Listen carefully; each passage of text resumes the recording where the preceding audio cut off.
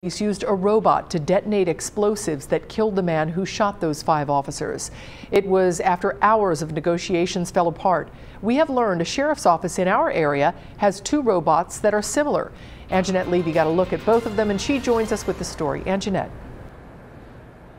Well, Cammie, it's the bomb squad with the sheriff's office that carries those 2 robots to every call it responds to. They investigate everything from suspicious packages to people barricaded inside homes. Meet the Icor Mini. The sheriff's office uses the robot to negotiate with people who've barricaded themselves inside a home. When we send the robot in, we can pick up any conversation and we can communicate ourselves.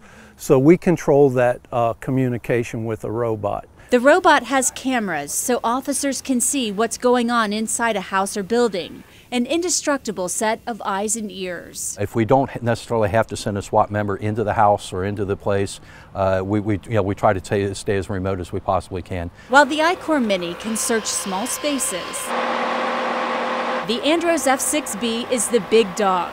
It's used to open suspicious packages that might contain explosives. It also has cameras, 2 shotgun barrels, and an arm.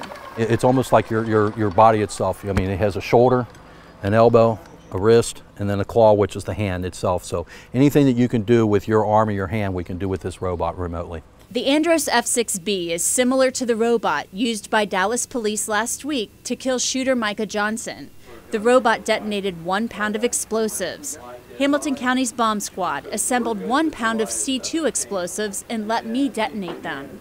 That 1 pound of explosives shook the ground. Fortunately, the sheriff's office hasn't had to use its robots the way the one in Dallas was used.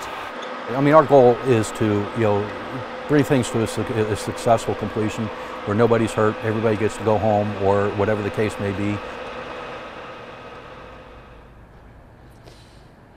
And the sheriff's office says that it's actually used these robots 3 times in the last couple of years to talk people who were barricaded inside homes, to talk them out and convince them to come out peacefully.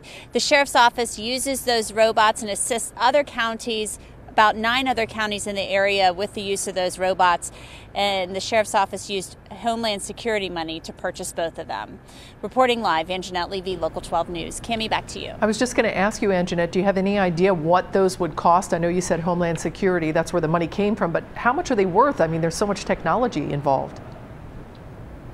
The Andros, actually, Cammie, was well over $100,000, and they've made upgrades to it over the years. So these are pretty expensive robots, but as you can see, they can be life-saving tools because they can communicate with these people. They have those communication systems on them, and it really keeps the officers safer along with the people they're dealing with, because then they don't encounter people who might have weapons. Makes sense. All right, Anjanette Levy, thank you. And coming up later in this broadcast,